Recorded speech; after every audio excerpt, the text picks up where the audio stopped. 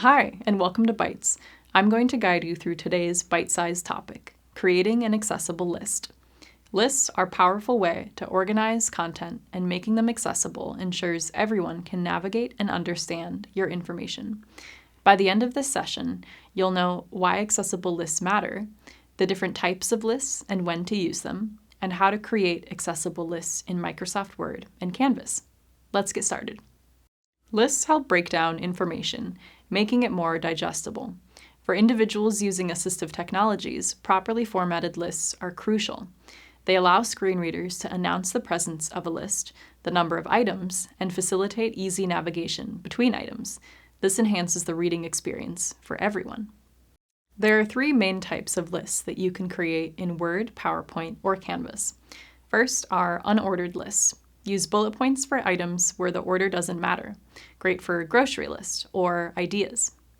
Next are ordered lists. Use numbers or letters for sequential or prioritized information, such as instructions or rankings. And last, you have nested lists. You can combine ordered or unordered lists with sub-items for hierarchical information. For example, a main point with supporting details.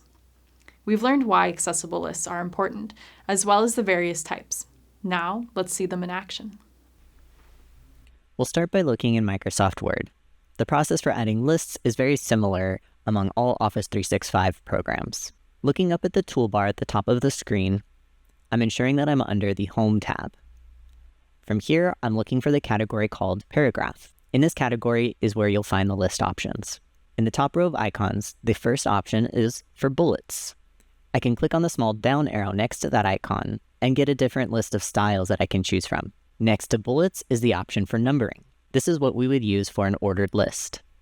Clicking on that down arrow will also give us some different options for ordered lists. Now let's take a look at our document. This example is an assignment with various instructions. The first section is assignment requirements, and it reads, please ensure that your assignment includes the following, and then lists some various requirements such as page count, formatting, and bibliography or reference page requirements. Because these don't need to be followed in any particular order, this is an unordered list, and we can use the bullets option from the toolbar. I'll highlight all my text, and then just click on the bullets option.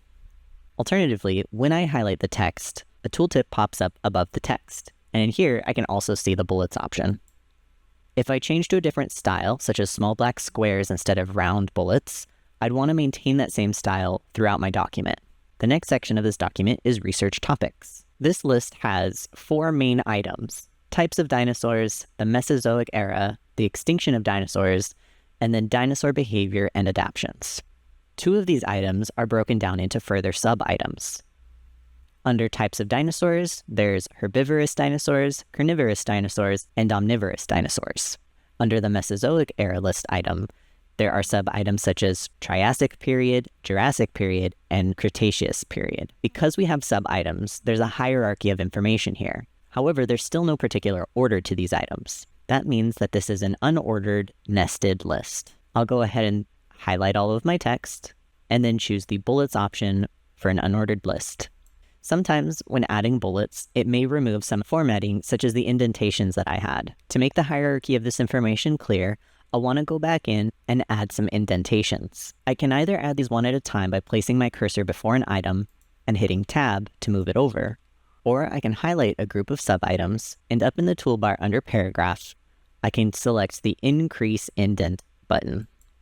This moves all of them over together at once. When typing at a sub-item level of 2, hitting Enter will maintain that same sub-item level. If I needed to move to a level 1 bullet, I can hit Enter again on my keyboard. If I need to increase the level of my item, I can do so by using the Tab key on my keyboard. The Tab key will increase the item level, while the Enter key decreases the item level. Now let's go to our last section of this assignment, which are the steps to complete. Because these are steps, there's a sequence to them. That means that this list is going to be ordered. There's also additional information beneath each step.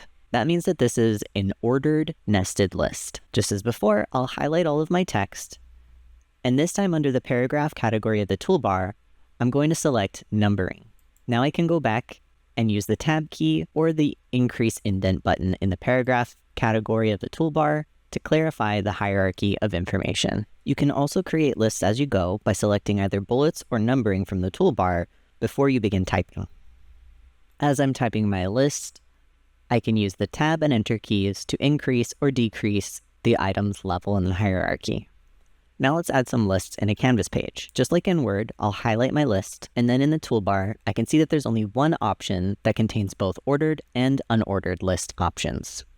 The default, when you click, is an unordered list. For my nested unordered list, just like in Word, I'll have to go back and add in my indentations to regain the hierarchy of information. I can do that using the Tab key, or I can highlight a group of sub-items, and then in the toolbar use the Increase Indent option. Now let's listen to why using built-in list options is so important for maintaining accessibility for those who use screen readers. Heading Level 2 Assignment Requirements. Please ensure that your assignment includes the following. List with 5 items, black square, a title page with your name, date, and project title. As you heard, when the screen reader encounters a list, it immediately tells the user that there is a list and how many items are in that list. Using Word and Canvas's built-in tools for creating ordered and unordered lists enhances both the organization of content and ensures improved accessibility for all users. Thank you for joining us on Bytes. Remember, creating accessible lists in Microsoft and Canvas is a simple yet impactful way to make your content inclusive.